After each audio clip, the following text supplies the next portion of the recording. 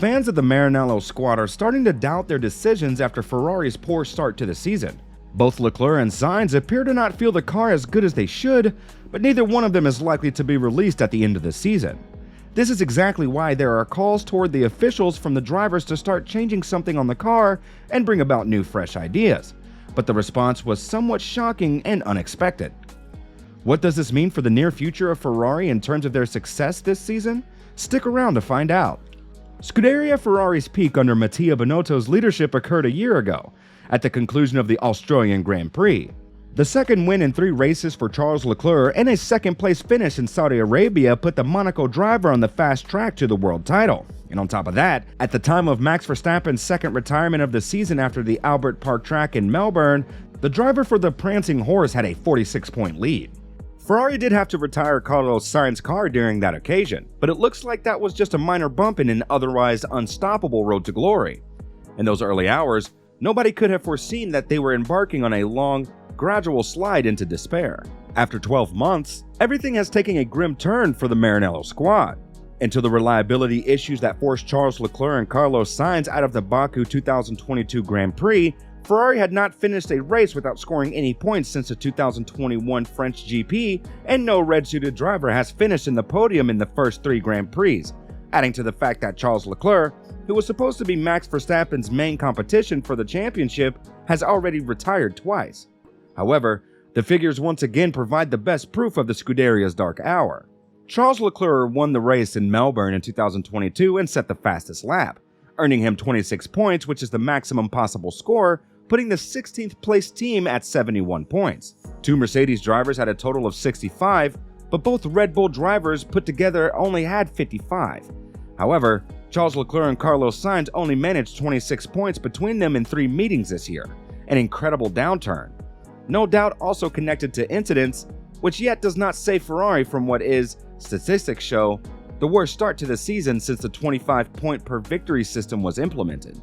There's no denying that the Maranello team has the resources to at least try to halt this downward spiral, return to the winner's circle, and the podium in the upcoming races. But it is certain that they have seen a dramatic decline in performance during the past year.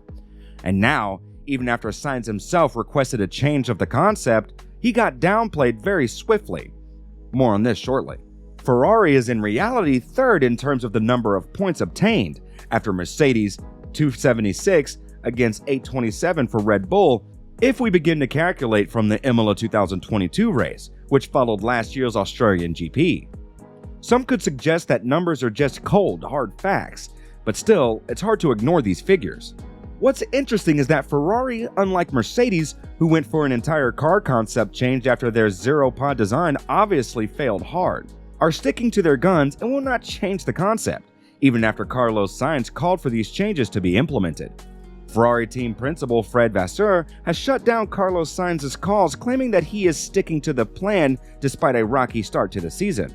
Charles Leclerc has collected only 6 points in the first 3 races, and Carlos Sainz is still fuming at the disappointing conclusion to the Australian Grand Prix. But while there have been rumors in recent weeks that Ferrari was ready to embark on radical changes, including a shift of sidepod concept, such a move has been dismissed by team principal Fred Vasseur. Instead, Vasseur says the team's plan is for 3 stages of upgrading over the next few months that he hopes will be enough to make a difference. "We are sticking to the plan," Vasseur said when asked about Sainz's calls for a change of concept. "We have made some adjustments in terms of balance and behavior, and it was much better in Melbourne, and we'll continue in this direction. It's not a B car, if that is what you want to say." Ferrari's team principal was quick to shut down any speculation of a B-spec car, claiming that it would nigh on impossible to pull off. "We won't come with something completely different. We will continue to update this one, and we'll try to update massively. To do a new project during the season, to start from scratch, to do a new car with the cost cap, but also considering the restriction of the wind tunnel time. I don't want to say that's impossible, but it's very difficult."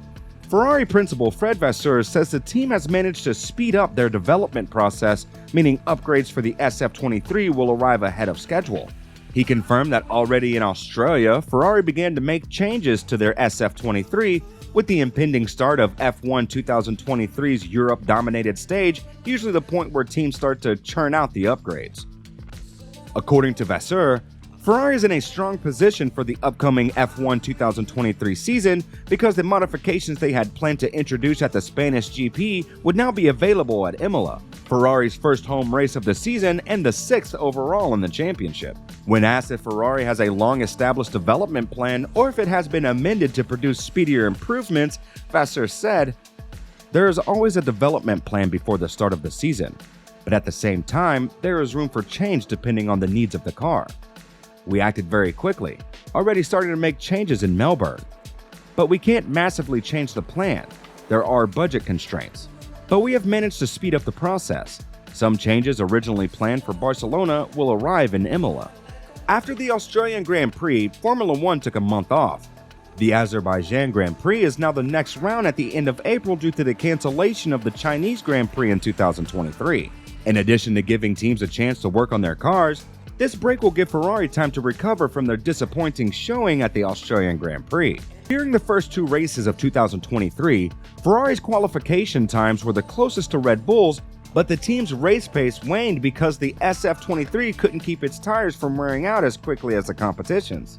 They've known about this restriction since preseason testing, and in Bahrain, Leclerc even gave up his last qualifying run to start the race with a full set of new tires.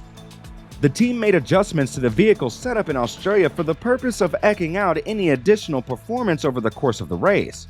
According to Vasseur, the team could tell the adjustments were making a difference, but they were unable to produce the expected outcome for other reasons.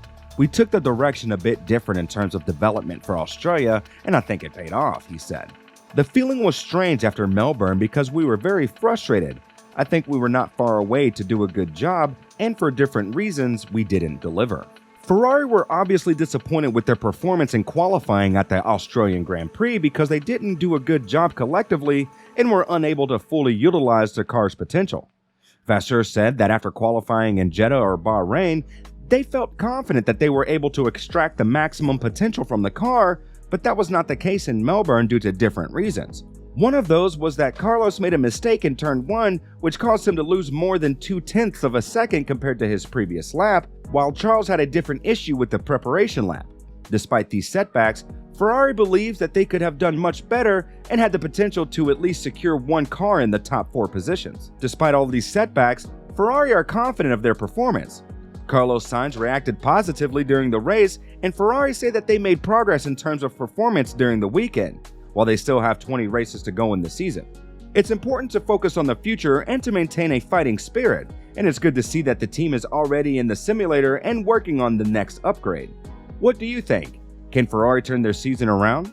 Let us know in the comment section down below, and see you next time.